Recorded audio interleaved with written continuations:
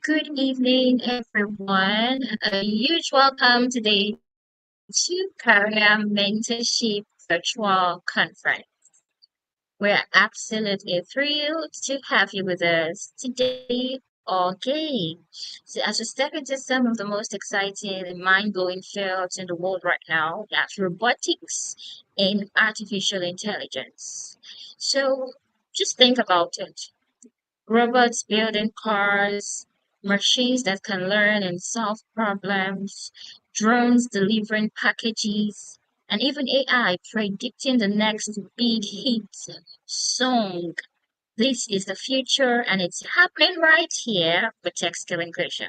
You might already be interacting with these technologies in your daily life, but today we're going to dig deeper and explore how robotics and AI are transforming the world as we know it. Even cooler, these fields are creating amazing opportunities, yeah, for young people like you, like me, to jump in and shape the future. So in today's session, we'll be looking at the future of robotics and AI. Not globally, no, right here in Nigeria. The future of robotics and AI in Nigeria. What does it hold for you and for me? Yes, there are innovations happening all over the world, but they are also coming to life in ways that can transform you, even in your house, you even here in Nigeria. So we're going to be looking at the future of robotics and AI. We're also going to be looking at career paths in robotics and AI. We're going to be looking at real world problems that AI and robotics are helping people solve. Pardon me. All right. So we have lined up some amazing experts in this field today, and they're here to share their personal journeys. You wouldn't want to miss it. You wouldn't want to miss it. Our goal is to inspire you, the next generation of inventors, of thinkers, of creators. Yes, we want you to see just how much potential you have to make the difference in today's world. Please don't also forget, this is a two-way street too. Yes, there'll be plenty of opportunities for you to ask questions. We're not just going to be talking over your head. We also want to listen to you. All right. So just stay glued to the process, to the section, so that when you are done with everything, you can ask whatever question that comes to your mind and we will provide you answers. We have experts that we are sure of, we are certain will provide you experts. So, all right, enough of my talk. You don't do enough of my talk. So sorry if you're not in Nigerian, you're Nigeria, but this is Nigeria PJ. You don't do enough of my talk. It's now time for us to get started. So just grab your notebooks, clear your minds, get a really stable network, internet connection, and get ready for an incredible is it day, night, full of insights, fun, and endless possibilities. So now let's dive into the world of robotics and AI together. Let's get started.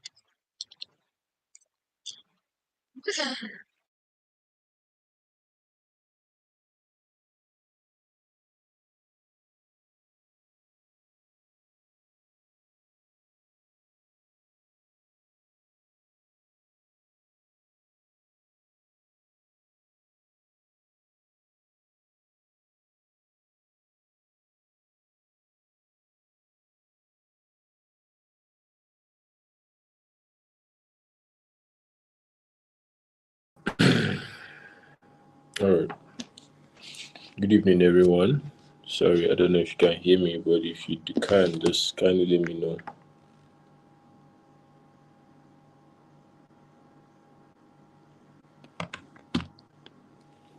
Hello, good evening. If you can hear me, please let me know you can hear me.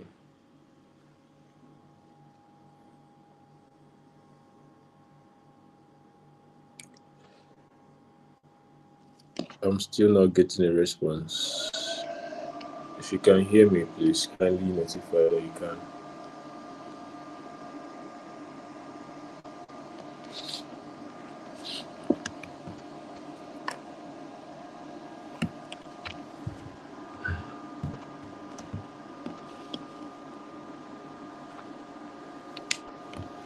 All right.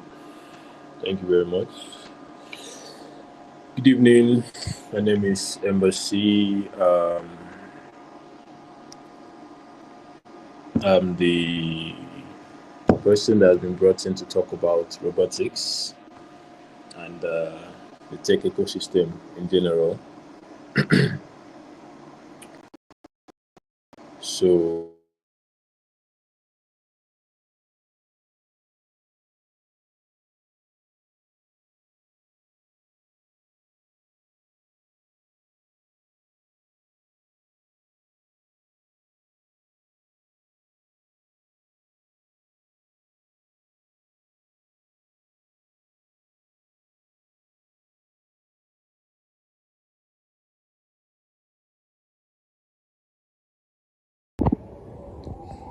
Good day, everyone. Thank you for being here today. We are excited to present our talk on the future of green technology. Drones have come a long way since their early military applications. They are used in different industries, from agriculture to entertainment industries. Let's see what the future holds. Currently, drones are widely used for aerial photography and videography, search and rescue operations, agricultural monitoring, delivery services, and much more. Each of these applications showcase versatility and efficiency that drones can bring to different sectors. The future of drones is okay. Sorry about that. Okay, so to discuss with each and every one of us here. So we'll have a very interesting conversation. We'll make it an open session. If you have a question, you can always type the question. I would get to attend to each and every question of ours. So I'm to talk on the future of robotics and artificial intelligence. That's what I'm supposed to discuss. And before I continue, I'm Embassy Marshall. I'm the CEO of Spycodex. Spycodex is a robotics company. We build robots. We do software development. We have smart housing solutions. We have drones, delivery drones, drones in warfare, and a couple of other things like that. STEM education, we have kits for STEM. We have the X variant STEM line, where we have X1, we have X2, and the rest of them for STEM education. I don't know if I'm still being heard, but please, if you can hear me, kindly indicate again. Thank you. Sorry for that.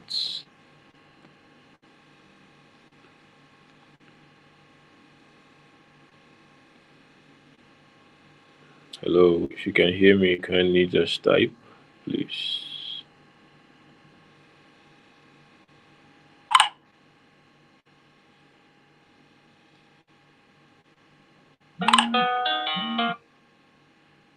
Okay, all right, thank you. Okay, so today we'll be talking about the future of robotics and artificial intelligence.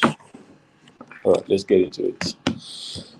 So you would agree with me that the world is actually. I don't know how many of us actually saw Tesla's debut of their robots. I don't know how many of us actually saw Tesla's debut of their robots, where they brought out their robots to keep with to like show the world how far they've gone with the robots. I don't know how many of us saw that debut, but in case you did, yeah, that's a clear sign of advancement in the robotic technology and the robotic ecosystem as a whole. Now, back then, when we used to see movies, ancient robotic movies, you understand, movies about robots back then, you would see they were stiff. That was where the whole robotics dance, Michael Jackson's robotics dance came from.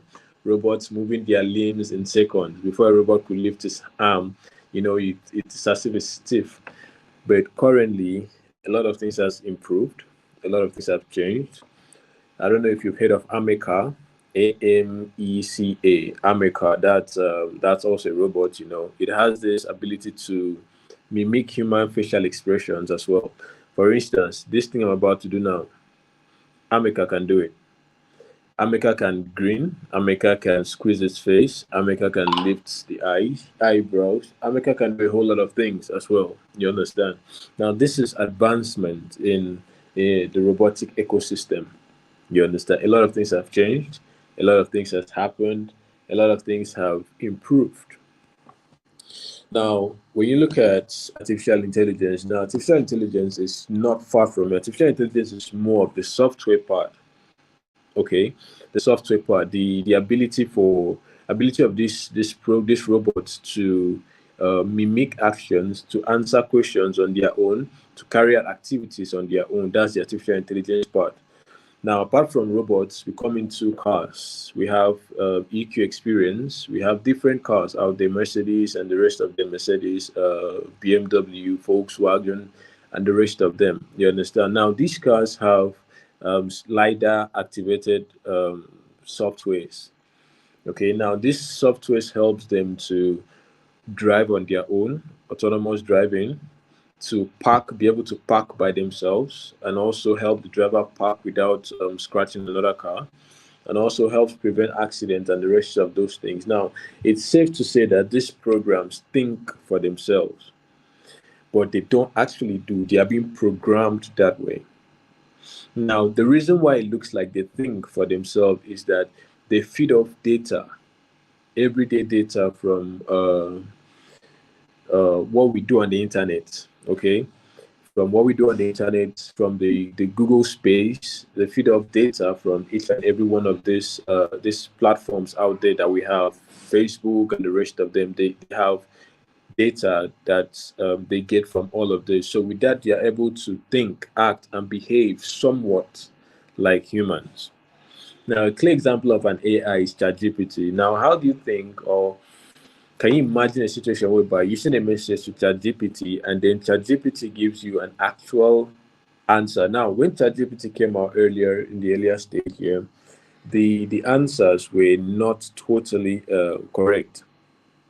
ChatGPT gave a lot of wrong answers. People screenshotted these things and made a laugh out of it, posted them online and laughed over it. But if you look at right now, ChatGPT has grown to a point that it even writes codes for developers. So if you want to develop, you want to write a code, you can actually reach out to ChatGPT and type what kind of code language you want and what you're looking to develop, and to generate a code for you. Now it has advanced. Now, why is it able to, or how is it able to advance to that stage? Is because every single day it's growing, modifying itself by feeding off data from what we do on the internet, from Google and the rest of the platforms out there. It's feeding up data from each and every one of these platforms out there. Now we can come back to social medias like Facebook. Now, if you look at Facebook, you see that some of the ads you get to see on Facebook currently are ads that interact with what you do on your mobile devices. For instance, if you go to Google Play Store or the Apple Store and then you search for a particular set of apps, you understand? Maybe you search for apps that has to do with the fintech ecosystem, that's cryptocurrencies and the rest, financial trading, technology, and the rest of this. Now, most of the ads you get to see on Facebook are going to be ads related to fintech applications, fintech websites, fintech events, and the rest of those things. Now, if you go to Instagram, there is how you can access Instagram to a point where you see your interests. Now, the algorithm is able to pick your interests and then narrow it down, okay, to display ads that are relative to you. So you don't get to see things that do not interest you or things that doesn't matter to you at all. Now, all of these things are still functions of AI. Okay, these are all still functions of artificial intelligence. So every single day, the algorithm gets better and better through our daily activities, through the things we do. Every single day, the algorithm gets better. The same way, every single day, machines are becoming more advanced and way better than they were before. Like I stated earlier on, we had machines actually moving limbs with friction, which brought out the whole robotics dance Michael Jackson had, where machines are moving stiff kind of stuff. But right now, we have machines that move so smooth and can even mimic human facial expressions. Now, it will get to a point whereby robots will be skinned with artificial human skins and they will live amongst us, and we can't even tell for a fact that that is a robot. You would likely think it's a human being. Okay, now all of these things happen because we gradually, every single day, reinvent the past. And every single day, we look at a better future for whatever it is we had in the past. So in the present, we keep developing what we had in the past and making it way better than what it was back then.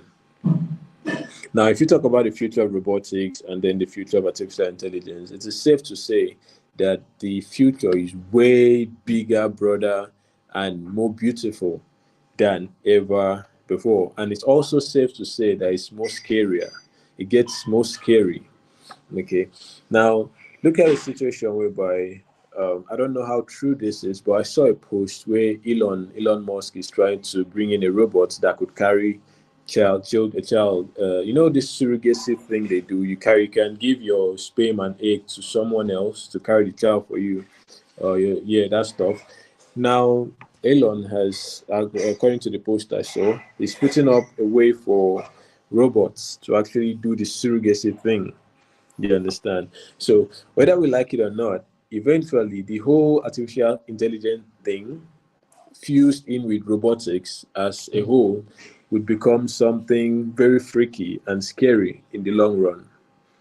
Now, the sci-fi movies we watch, where you see all these things happen, you see cars flying, you see robots tending to needs and doing one thing or the other, that is the future that the world is drifting to. Okay, now the security part of all of these things, security part, the safety part is very minimal. People are thinking less of how safe can these things be? How safe should we be? How do we make these things safe? People are thinking less about that. They are thinking more about how do we make it better than what it was in the past. You understand? And that is where the issue is, because at the end of the day, we have issues growing in large quantities in the world. Okay, so we fight global warming, and then we fight robotic warming and artificial intelligence warming, and every single day issues keep coming up day by day, and it's as a result of our daily contribution to the world. You understand? Now, if you talk about the future of robotics, the future of robotics is very vast. Now, not to discourage you from going into robotics, it's actually a very beautiful field. Take it from me. It's very beautiful. There's a lot of things that is involved in robotics, from the thinking part down to the designing part, down to the development, the training, the implementation. There are lots of faces. Okay, there are lots of faces. Every single robot you see, ability to move a limb, has a whole lot of gears and servo motors inside of it. So it's not like it's not magic. It's a whole lot of work. Okay. One easy, simpler way to look at artificial intelligence is Siri, okay, and Google Voice Assist. Now, I could say, "Hey Google," and my phone would pick, or I could say, "Hey Siri," and this other phone would pick. You understand? So and then I'll just give a command or an instruction: do this or do that, turn on this or turn on that. And you get to see that thing happen on its own. Now, how is it able to know that? It has been programmed to, number one, and it has the how do we call, let's just call it, the brain has been opened up for more suggestions, more contributions, daily program, daily growth, daily upliftment, and the rest. So every single day, every single activity we carry out, every single thing we do, as much as we grow as human beings, the same way these robots, these machines grow better as machines. Sorry, please give me a second. Let me get something. Sorry about that. I'll be back shortly. Just a minute, please.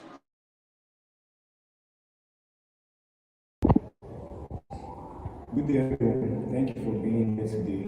We are excited to present our talk on the future of technology.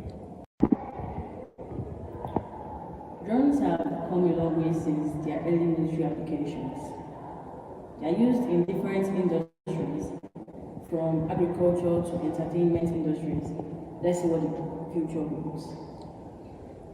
Currently, drones are widely used for aerial photography and videography, search and rescue operations, agricultural monitoring, Okay. delivery services, and much more. Each of these applications showcase versatility and efficiency. Okay. Sorry about that. Needed to get to charge my device. All right. So as I was saying, so every single day, these machines, these robots, they just keep advancing. They keep being better and better and better than they were. They keep making more exploits. They keep learning from us. So the same way we try to be better human beings, just like you're trying to do, and that's why you're here right now. You're here because you're trying to acquire more knowledge. You're trying to learn. You're trying to know one thing or the other. Now that's the same way these machines, these robots per se, are also learning. Okay, they learn daily by the activities that we carry out. You understand? The functions that we play, the roles we play in the society is what they learn. It's just like a newborn baby. That's exactly the way AI is. It's like a newborn baby. The newborn baby comes into a society, gets to see how people behave, gets to hear how they talk, their dialects and everything, and gradually assimilates all the information and becomes a human being that has to decide good or bad. Now that's how artificial intelligence are. They get to see every action we take on the internet, the things we solve, the questions we ask on Google, the things we information we try to find out on Google. Now, every single information we ask ChatGPT and the rest of them, these informations help them be better than they were. Please, if my time is almost up, kindly notify me. Thank you. So it helps the system become way better than before. Now, when we talk about the future of robotics, no, 10, 15, 20 years ago, we had cameramen. This is always the most simplest expression when it comes to discussing about technology advancement. We had cameramen use choppers as helicopters to fly around and sit by the door of the chopper to um, video happenings down, events. They call it the aerial coverage. You understand? We had cameramen do that real time. But currently, we have drones that carry out such activities. Now, before we move into currently, later on, we had drones that did that, and these drones were controlled by someone. Okay, and this person needed the drones to go and also come back. So these drones had a range that they could go in order to communicate with the controller. All right. Now, currently, we have drones that are long range. They can go as far as, and you just sit at home or in your office and control it from your system. And then these drones can also autonomously return back to you. Now, we can't tell the future. You might not even need to control the drone. You can just talk to the drone, go to so and so place, cover this activity, and come back. And the drone will do exactly that. Just if it's not even in existence right now. So the world is actually advanced. When you come to technology ecosystem, it has grown way vast, advanced, and more and more and more broad. Now, it's not like an ecosystem that is actually growing to fall. It's just growing to keep on growing. Now, let me show you an example of an ecosystem that is growing to fall. Let's go into the media ecosystem, the journalism. Like I said, journalists before in the early 90s, obviously they couldn't have aerial shots. Even if they did, it was way more risky. They couldn't have like aerial coverage. Now, fast forward into the 10s, the 2000s, the 10s, they now had helicopters. They had people climb helicopters and use video cameras from up there to video. Okay.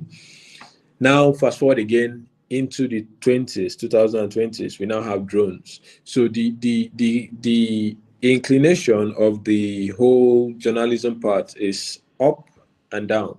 How? it was just a normal, no aerial view, and then boom, oh, progress has come. There's helicopters. We can use helicopters now to have aerial views.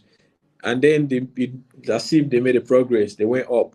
Aerial views became a progress. All of a sudden, drones came and replaced what they did, replaced the human beings that took that feat, replaced the pilots and the choppers and everything, and they fell back down. You understand? Now, technology instead grew up.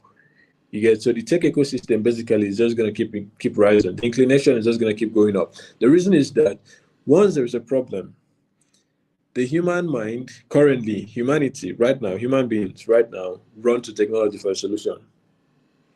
So there is no way you're going to say that technology is actually going to fall. It's not just going to happen, because if we develop something, for instance, we develop cars.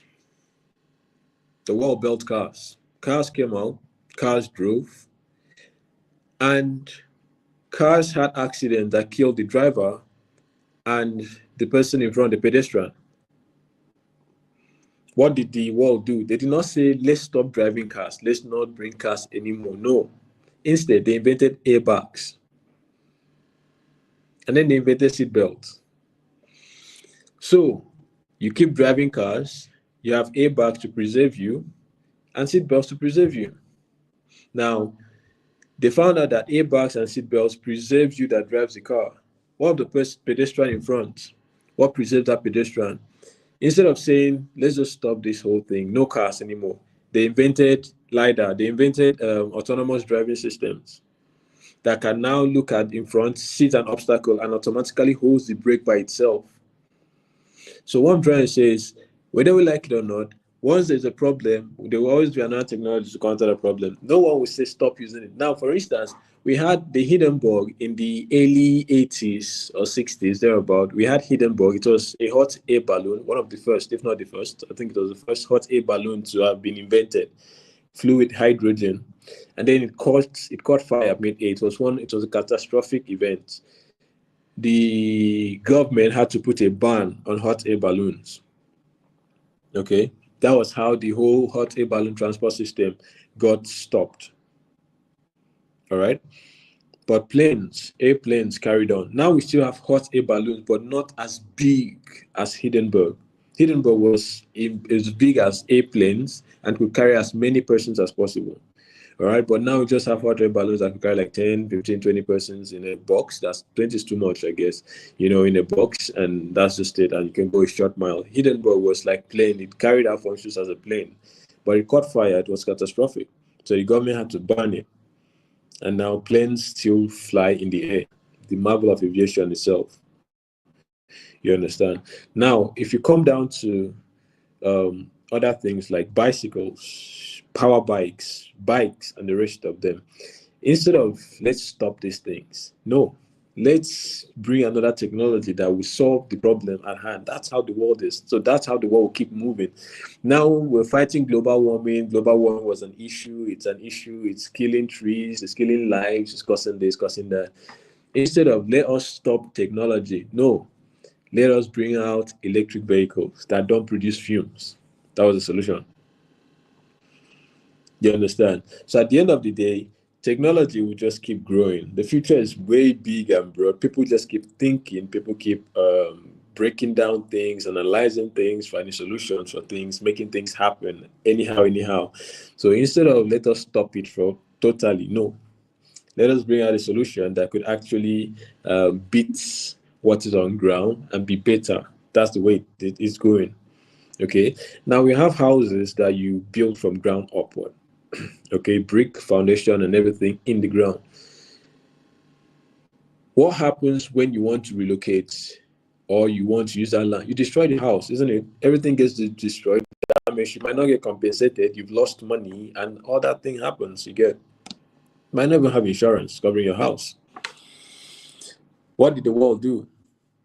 Let's build houses that you can carry from one place to another. And China came up with it and built it. So now China has being able to build houses that they can move from one location to another. If there's a house here and China wants to use that land, Chinese government or whatever, they want to develop another structure on that land, they can just put trolleys, lift your house from the ground and go and plant it somewhere else. Your house is safe. Yeah, so that is how the world is going. Robotics, artificial intelligence, all these things are in sync because the world is now focusing solely on artificial intelligence. Every single activity that happens on the world right now in the tech ecosystem is running towards artificial intelligence. Mobile phones, cars, watches use artificial intelligence. How do you think the Apple Watch is able to know that you fainted, your heartbeat has stopped, and immediately contact 911 to come and rescue you? It's artificial intelligence. So all this thing, the world is gradually tilting that way. Every single thing is tilting towards artificial intelligence. So in the nearest future, 2, 3, 4 years from now, 5, maybe 10 years from now, every single form of technology we have out there would be operatable. So it will just be commands. All you have to do is give a command and it will run on its own. It won't even need you anymore.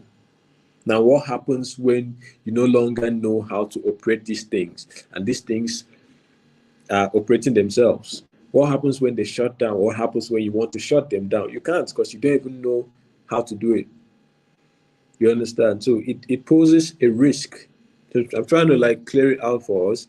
In as much as we celebrate these things and there's a future, a good future in it, there's also the risky part of it.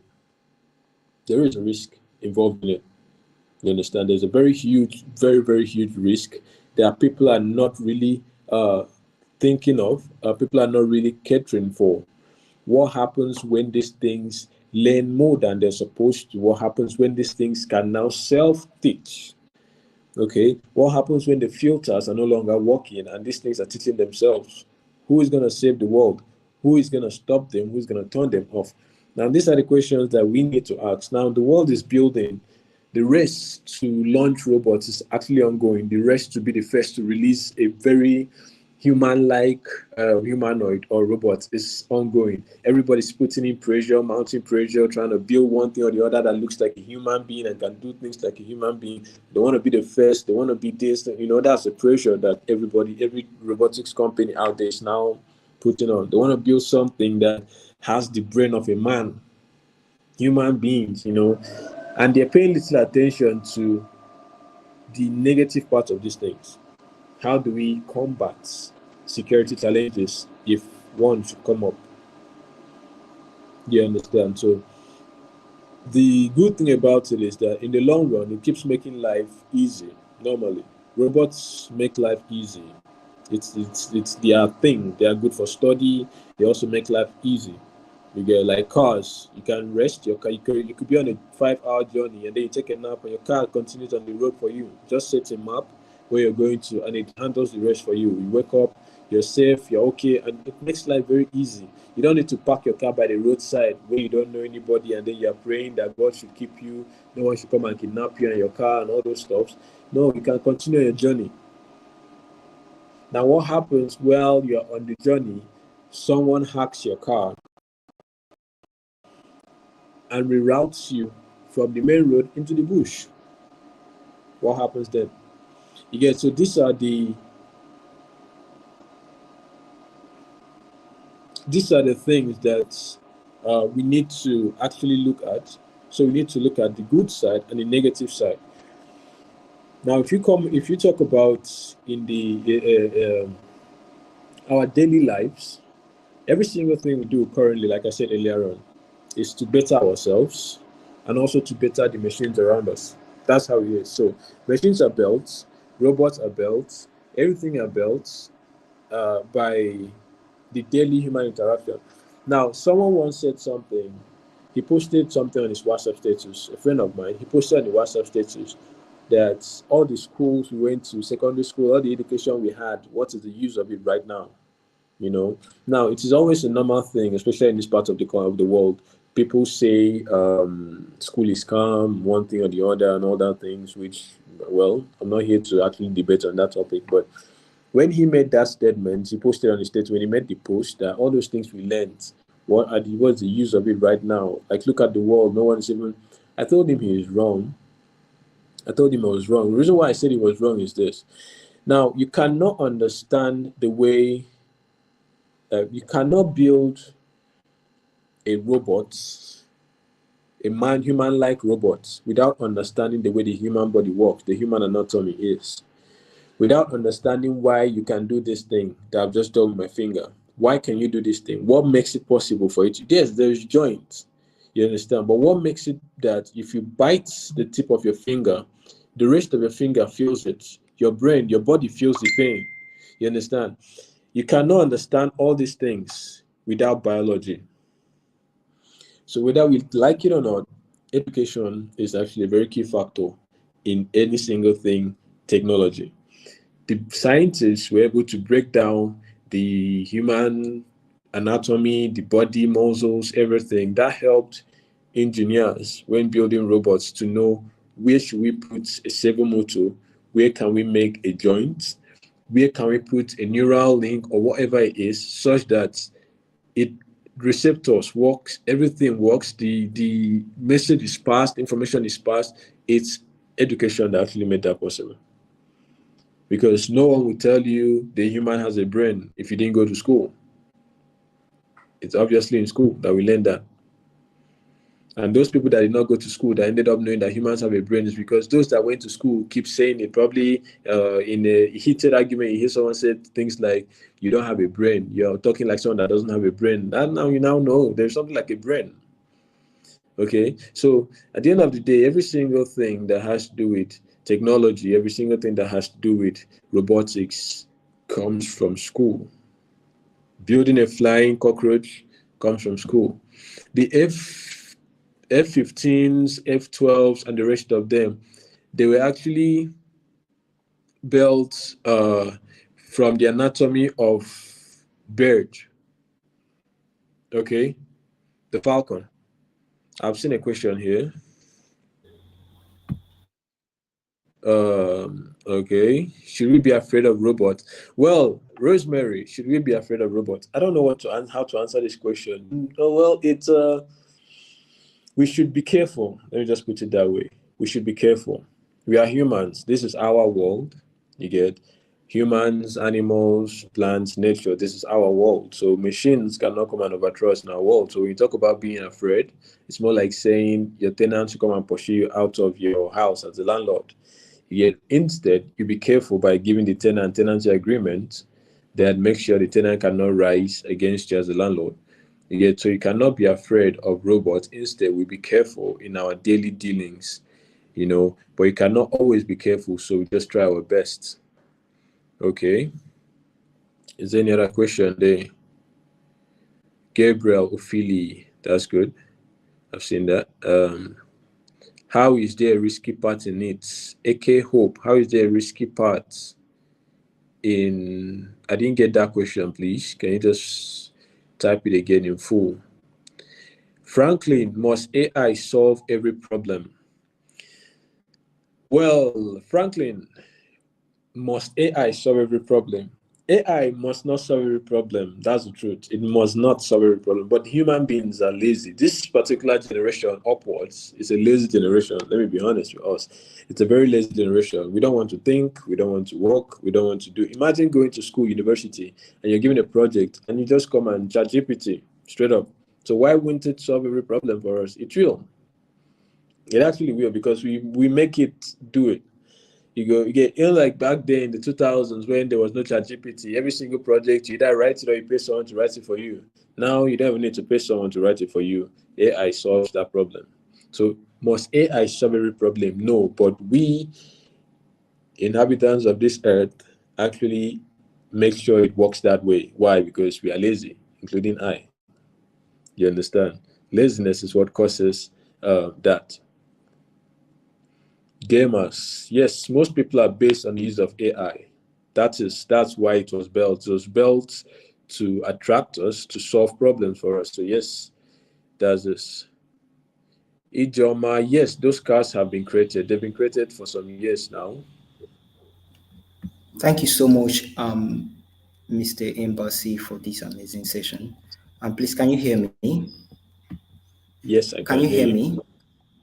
Okay, my question, Yeah. however, I want us to kind of channel our conversation now to the careers in robotics and the careers in artificial intelligence so as to help our children, that's the students, know what career path they should go for. Okay, so careers in robotics and artificial intelligence, right? Yes, careers in robotics and artificial intelligence, and what skills they must have handy in order to thrive in this field. Okay, so there are different careers. Google actually answers these questions, but let's go on with it. So that's me talking about laziness, and I'm telling you, Google answers the question. Um, Okay, I'm going to answer your question lastly. All right, so careers in robotics. We have a lot of careers in robotics. We have like 8 top. We have different careers actually in robotics. Okay. Now, the first thing you need to understand about robotics is that you cannot have everybody in the engineering part. We have the software guys, we have the designers, product designers, 3D designers, we have the engineers, okay, those that build, we have those that think, okay, we have those that oversee, the project managers, all right, we have the cybersecurity experts, those that ensure that the system is strong, safe, and secure. um or else we have different fields actually, you get. Now the thing about robotics is, if you want to be a robotic engineer, you have to, it's just like aeronautical engineering. We have aerofoils, we have different parts in the aeronautical space, those that work at the cockpit, those that work at the engines, those that work at the tail end, those that work at the body, and the rest of them like that, the wheels and all that stuff. So you have to pick a niche. Which part of it do you want to be? Do you want to be the one that writes the programs? Do you want to be the one that builds the framework? Do you want to be the one that designs, you draw, and you interpret to 3D? Or do you want to be the one that thinks? By thinking, I mean critical thinking. What kind of robot should we build? What function should it play? What should it cover? That's the thinking part. So once you're done thinking, those that are designing will now take your thoughts and design. Then those that are developing will now implement that. So you have to decide, first of all, which area you want to go into. You understand? So if you talk about career, almost everything on earth right now, currently, all careers actually are centered around tech, robotics, and the rest of them. So there is no like unique, except you want to go into robotic engineering, of which I've said you have to pick either the hardware or the software part or the design, or you want to do all of it. It's still possible. If you have the time to learn all of them, it's still possible. You can still do that. Learn the software coding part, learn the building of the framework, the component wiring and everything. Also learn the designing parts. That's still possible. But if you can't, you can pick a particular center and focus on. Now, when it comes to AI, okay, AI, like I said, is basically software. AI is software. Artificial intelligence is software. Just like we have the IQ, we also have EQ, intellectual quotient, electronic quotient. Now, AI is purely software. Whatever you see that moves uses AI as a software. You can't see AI. Okay, you can only see a robot or a machine, but the program that guides the movement of that robot or machine, the instruction, set of instructions that guides that robot or machine is the AI part now. And that's the part you cannot see. It's just like me talking to you right now. What helps me talk is my brain. And you can't see my brain right now unless it's cut open. But the difference with AI is even if it's cut open, you can still see there are lines of codes. Okay, you can only see a line of code, but you can't see the code. Like you can only see it in action when it's in a form of a robot or ChatGPT when there's an interface. Now imagine if there's no interface like ChatGPT interface, you cannot see ChatGPT in action. So the artificial intelligence part is just purely software coding. You understand? So if you want to go into that field, that's you're going into software, foundational models, language models, all those things. You're going into all of those things. You understand? So it's way broad. So if you're talking about a career choice in robotics, artificial intelligence, robotics, you have to pick it. You go into the hardware, you go into the software, the designing first, or you going into the testing, the thinking. We have testers also. Those people that actually test to ensure that everything works. You understand? We have those guys also. We have the marketing, we have the branding, we have accounting. All these guys are still under robotics. They have one role or the other to play robotics. You just have to decide which niche actually you want to go into. You understand? So that's that. And then when you talk about artificial intelligence, it's purely software. Artificial intelligence is just coding. Whatever you see it do in real life time is a function of the code behind it. Oh, good. Thank you so much. Can you hear me from your end? Yes, I can. Okay, let's look at how to integrate people that are in government, like let's say those that intend to um, go into less courses like political sciences. And we understand that these persons are in charge of policy making. So, what piece of advice do you have for those in the field of policy making as regarding AI and robotics? Okay, What so for ad- those persons, yeah, for those persons, I'll tell you to give us policies that keeps us safe from robots. Policy number one. Okay, give us policies that keeps us safe from robots, from wrong development. Because most engineers actually go into developing things that they don't think about. At the end of the day, we end up suffering the consequences of it. So policies that checkmate that. Number one. Number two, putting that aside. Now, how do you tie policy making to robotics? You can add it as a sub skill. Okay, you can add it as a sub skill. You can have it as a skill and have the car policy as a career or whatever, but have the robotics part as a skill. If you're doing what's it called, foreign studies they call it, business admin, government, theater arts, and the rest of those things, and you feel it has nothing to do with robotics. That's why I say robotics is vast. Accounting, all of them, they have things to do with robotics and artificial intelligence. As long as you're using a device, you are under the influence of these things. Now, how do you tally these things to match with that choice of course choice, career choice is what matters most. I studied environmental health management. That's what I studied under Faculty of Agriculture, but I own a robotics firm today.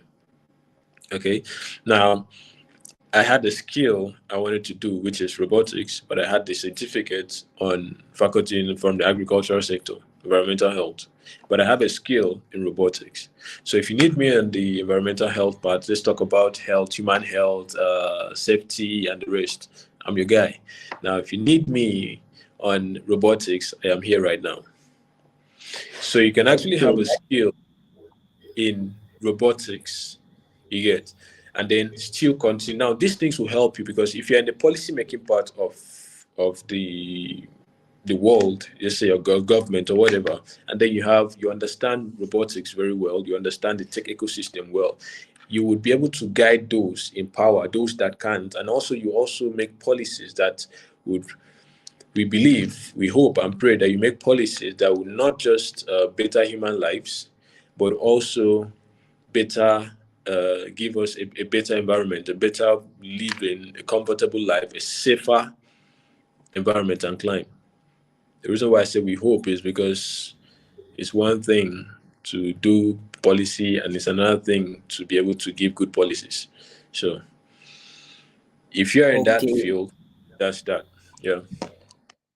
Okay, thank you. I hope this question address those in the policy making field or those aspiring to pursue careers like in political sciences. This is actually to inspire us to make policies that will rather make AI and robotics safe for the community and for the people. So thank you for shedding light on these areas. Now, secondly, we have domains like medical sciences domain. So what advice would Sorry, I'm not you? hearing. I didn't get that. You have what? We have domain that is medical sciences, those that are intending to, the audience we are talking to are the students. So we have those intending to go into medical sciences. So what advice would you give them? How can they leverage on AI and robotics? If you're a medical science, you're in the right space because that's even the coolest part. You understand? Because right now the world is, like I said earlier on, Elon is trying to make a robot that could carry children. Instead of using surrogate parents, you have to use surrogate robots now. That's like the post I saw. I'm not saying I am 100% sure of that because a lot of lying news around. But let's say it is true. Let's just say it is true. You can see that that's a seeing a message. You can see that that's in the medical field. Now we have I saw a video. I don't know if that video was actually edited or it was real, where they're trying to use nanobots to combat cancer. So what they do is they inject these nanobots into the body and then it attacks the cancer cells, takes the cancer cells into itself, and then they remove the nanobots. I don't know if it's a thing that has been fully developed or is still in process. You get so if it now these nanobots, whether I like it or not, are still bots and they have their own artificial intelligence ability to understand these things. Now, don't be mistaken. There's a difference between robotics, embedded systems. They are two different things, and IoTs. They are three different things entirely.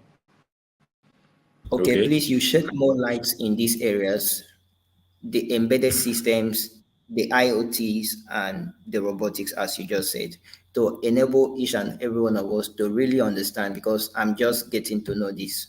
Thank you. Okay, so IoT is Internet of Things. That's what it means. Now we have smart homes. Alexa, turn on the light. Alexa, turn off the light. That's IoT.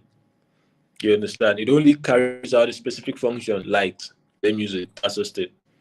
Alexa, or you come in, you have your curtain, you press the remote, and it opens on its own. That's Internet of Things. Those are IoT. You understand? Or you control your TV with your phone. You Chromecast. Those are IoT. You understand? Now we talk of embedded systems. So we have drones. You understand? Now the earlier drones, those were embedded systems. Right now they are still embedded systems, but they have been more like advanced. You understand? Embedded systems.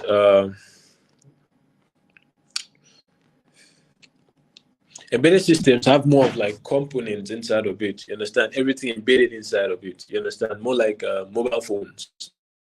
You understand? Mobile phones, small computers, all those little things. Sorry, give me a second.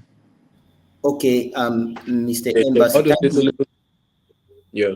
So when you talk of robotics, that's the moving parts now with ability to talk back, think for itself. You have the whole AI thing involved. Yeah, that one.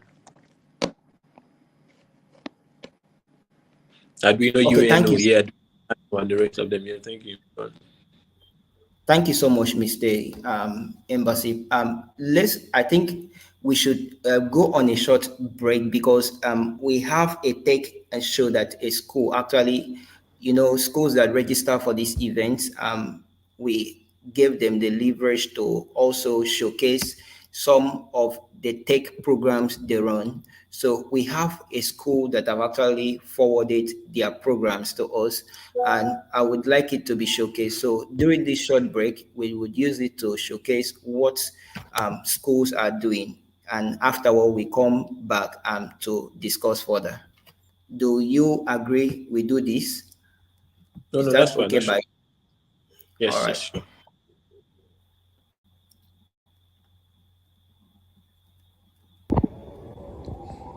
Good day, everyone. Thank you for being here today.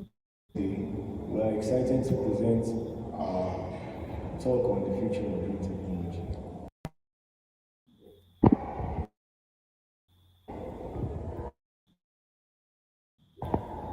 Drones have since early military applications. They are used in different Currently, drones are widely used for aerial photography and videography, search and rescue operations, agricultural monitoring, delivery services, and much more.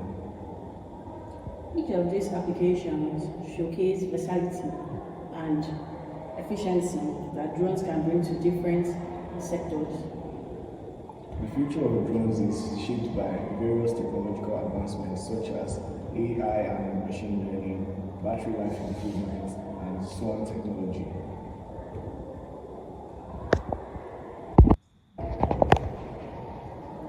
As drones become more prevalent, regulatory frameworks such as safety regulations and privacy concerns are evolving. In conclusion, the future of drone technology is bright with the ability to revolutionize all our lives. At Blessed Children Academy, we're not just preparing students for today, we're empowering them for the future. Our curriculum is designed to inspire curiosity, nurture innovation, and give young minds the tools they need to lead in technology. From exploring the skies with drones to hands-on learning in our tech labs, Blessed Children Academy ensures students stay ahead in a rapidly changing world. Blessed Children Academy, where dreams take flight.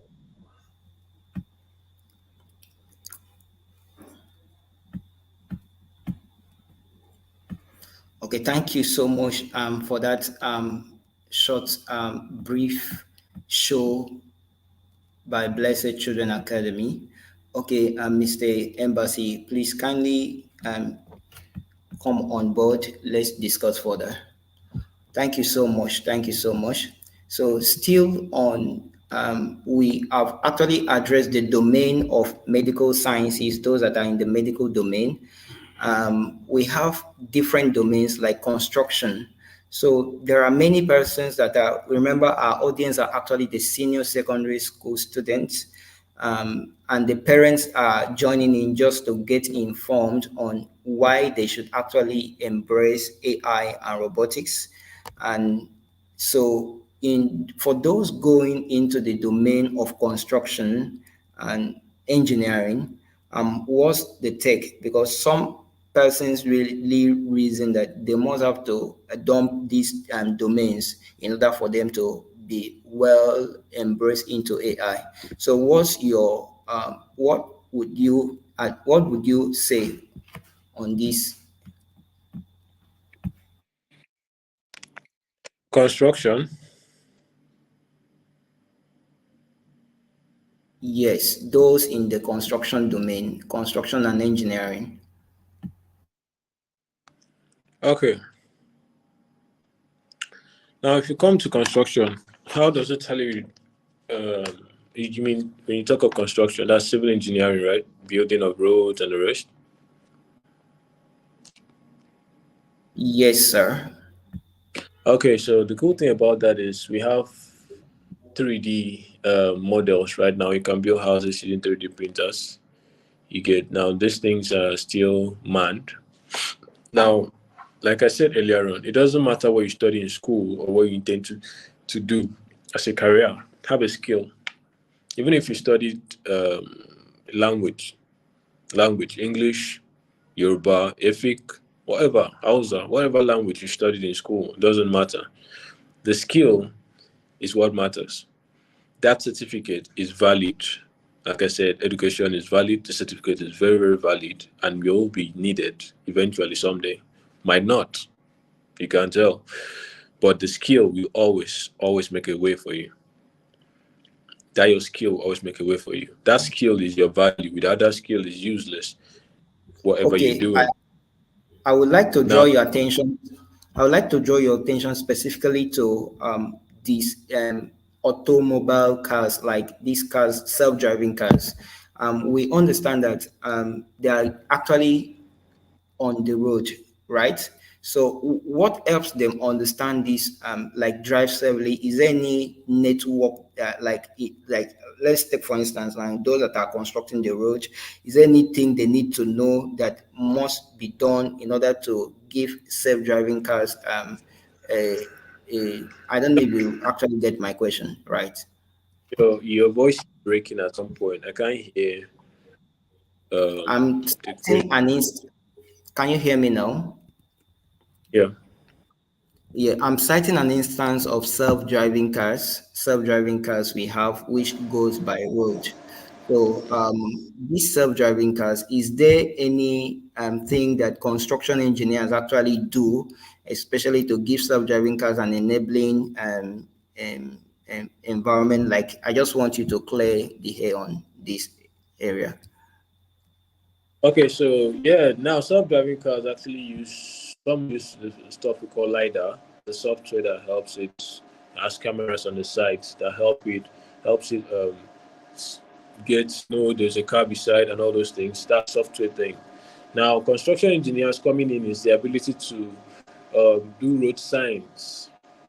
You understand? Visible road signs. There is a bend, a sharp corner, there is a U-turn, there is a junction, T-junction, all those things.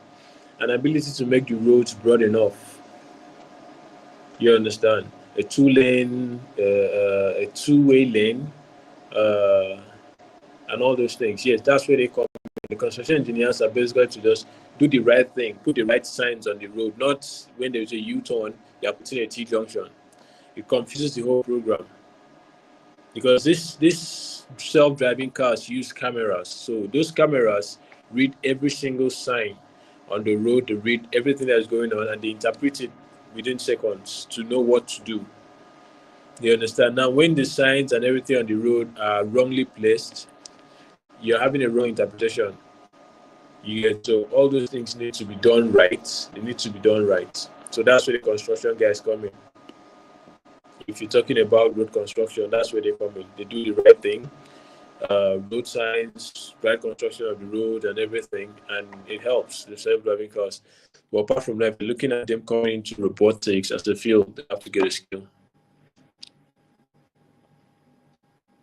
Okay, what would be your advice? What particular skills, like let's take for instance, Python is actually a skill. So, what particular skills can students actually pick on to actually become professionals in robotics and also become professionals in AI, if these are their domain? All right. So first things first, you need to learn Python programming.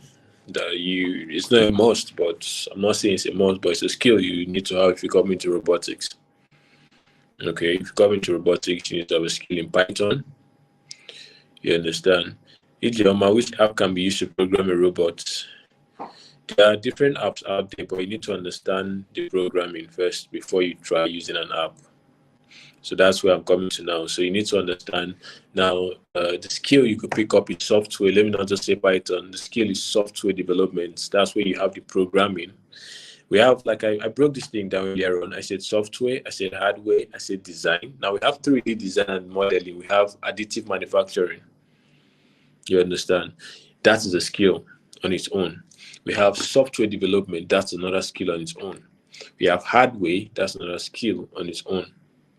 You understand? So you need to pick any of these skills. Do you want to go into the coding part?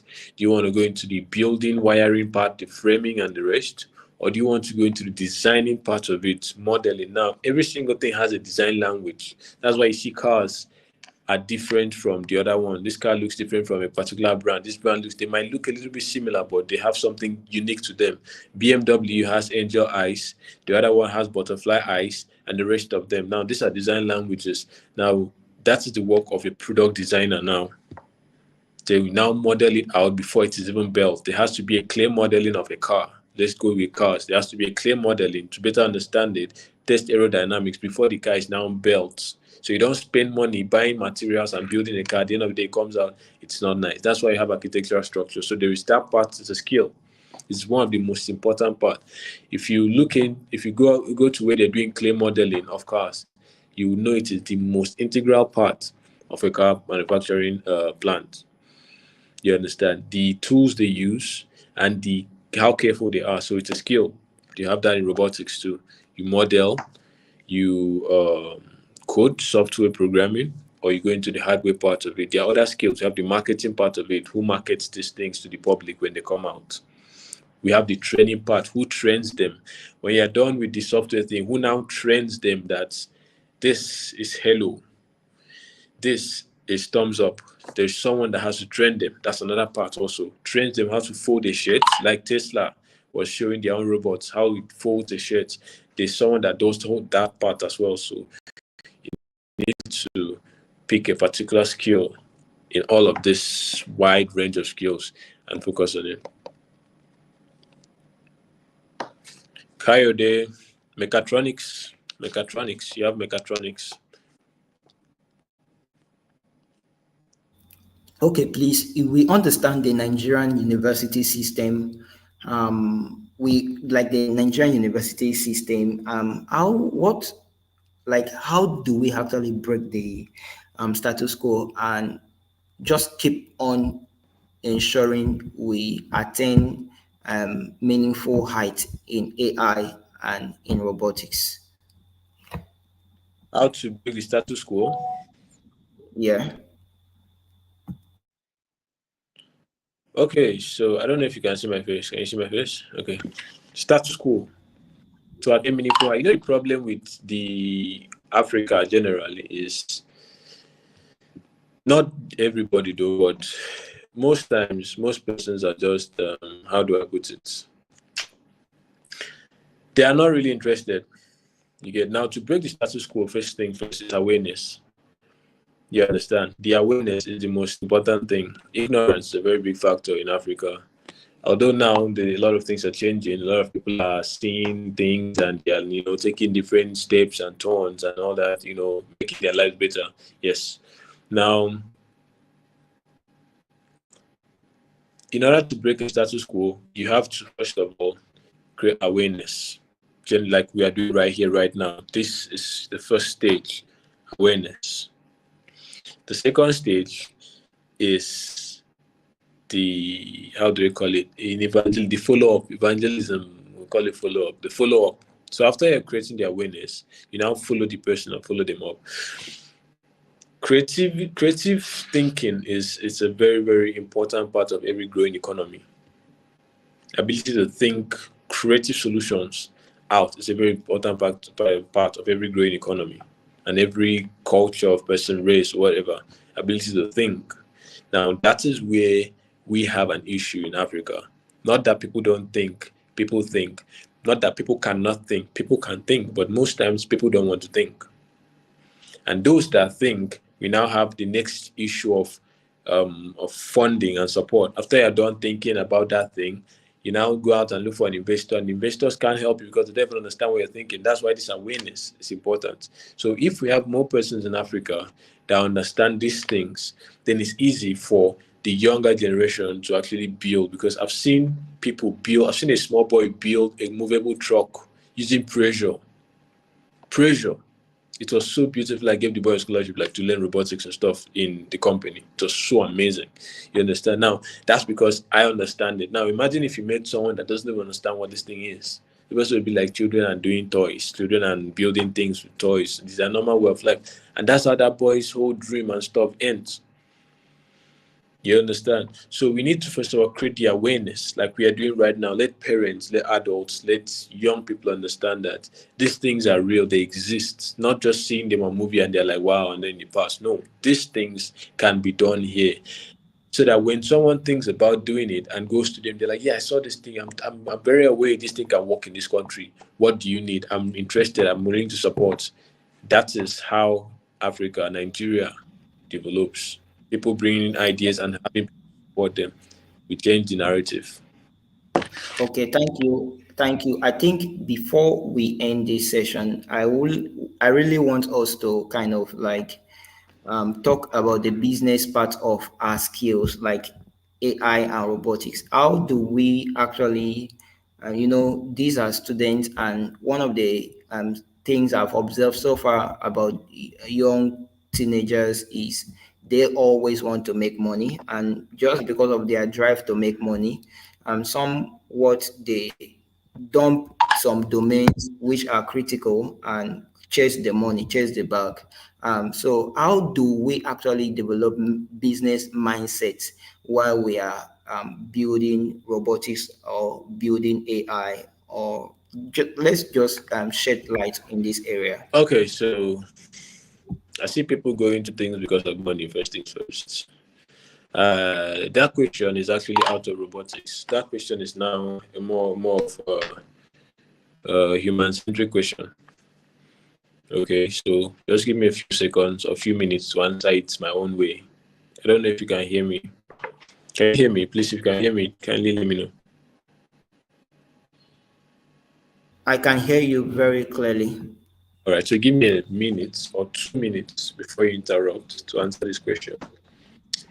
Now, that Okay. question is about revenue part. That's revenue, obviously, money making parts in the ecosystem. How do you make money is a very nice, interesting question. Now, the answer to that question is don't focus on the money, focus on the relationships you can build. That's where the money is. You understand? The money is not in the machine you build. No, it is not in the robot you build. No, it is in the relationships you build. The reason why I'm saying is I usually advise people I mentor, I advise them that in anything you do, strategic relationships should be number one. Now, I could build robots, mount them here, crazy ass, beautiful robots, and keep them here. If I don't know someone that trusts me enough, that knows very well that I can deliver, that robot will just stay there on my decks and to not go anywhere. How am I making money? I've built relationships to a point that I could pick up my phone right now, call someone, hey, I have a business idea, and the person is like, okay, go on. I explain, and I'm done explaining. The next thing, he sends the money into my account, investment. I've done it twice. No, 3 times actually. 3 times has happened. I just dropped the business idea, 30 seconds, 30 minutes call, highest, explain everything. No document, no pitch deck, no thing. I saw the money in my account. I implemented the business the next day. Why? Relationships. So the easiest way to make money in any field, take whatever it is credible relationships. You have the good relationship with people, they trust you and what you can do, they trust your words, and then they trust your ability and diligence, your focus. Anything you bring to the table is marketable. You understand? Now, if you're looking at, if you're focusing on making money out of it, it is value. I said before that your Okay. field is okay. Please kindly add this question from Ijo. But will it be advisable to work as an AI engineer in Nigeria in the European countries? See, the thing about that, yes, like I said, it depends on what you want. If you're coming into Nigeria to be an AI engineer, where? We have companies that do it. Yeah, but where? Number one. Number two, how much? You get, that's another thing you need to focus on. And number three, why? Where are you looking at working? Which company? Now, how much are they going to pay you? Is it okay with you? And the cost of living in Nigeria, and why? Are you here to work in Nigeria and how to better Nigeria, or are you doing it because you don't have an opportunity to go outside? But if you're looking at going outside to the Western countries, you have a very big chance of being thrown around by companies. They're trying to embrace you. This one will give you a higher package and all this stuff. It's way, way bigger if it's outside the country than here in Nigeria. But all the same, we're looking for the growth of our country, so we don't have issues if you intend to be a missionary AI engineer in Nigeria. What would be your advice for a person or student if he or she studies software engineering? Keep on at it, keep going. That's a cool course to study. AK Hope, that's a cool course. Any other question?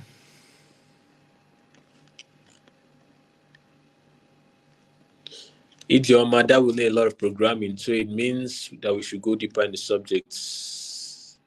I don't know if the subject you're talking about is this call right now or this stream.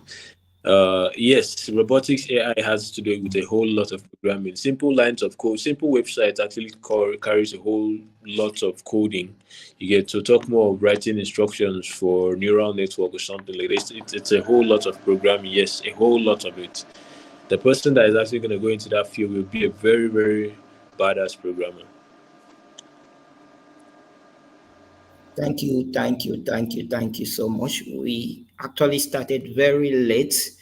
and that is why we are also closing late. So please, I would Sorry, like you to give sorry, your final sorry. Let me advice. answer Kayode. Final advice. Mechatronics Kayode. Okay, final advice. Okay. Number one, have a skill. Your skill is your value. Number two, value relationships more than the money, and then the money will come. Number three, what's number three? The world is actually advancing. There's a whole lot of things that's actually going to happen in the nearest future. Technology will never stop advancing. Like I said, problems are being solved with more problems, basically. And we all have to be very careful the way we interact on the internet, the way we interact with the I'm not saying you should be afraid, no, but just be careful the things you put out there, careful the way you interact, and the rest of the things you do with the internet. You understand? Don't be afraid. Just be careful. That's three. Two, build more relationships, trust, integrity, credibility. One, have a skill. That is your value. That skill is your value. You can go anywhere in the world and they ask you, what can you do? And you tell them, I can do this. And they tell you, do it. And you do it. You have a job. Thank you. Okay, lastly, lastly, is which social media platforms should Nigerian youths, secondary school students, those in SS1 to SS3, which social media platform should they really go into? Like, I've been seeing like Discord servers.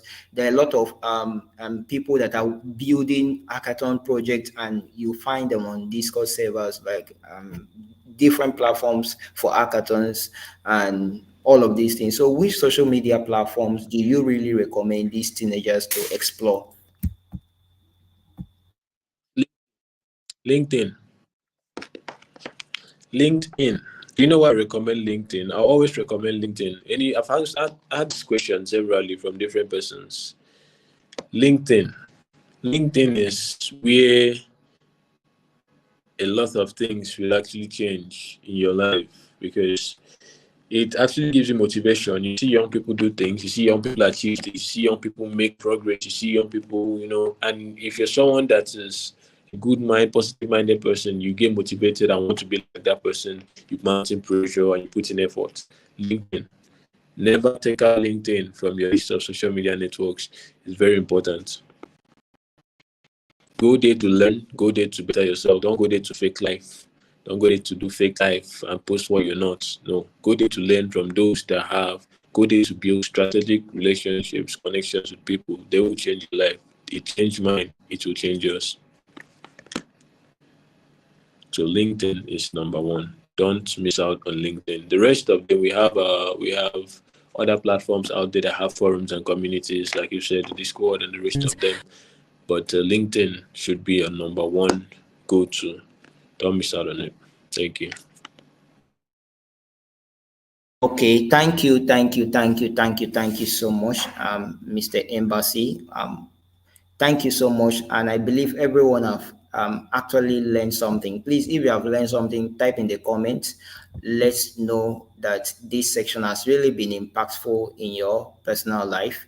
Um, okay, Franklin is even suggesting some of them. I believe some of you have explored so far. That is really good.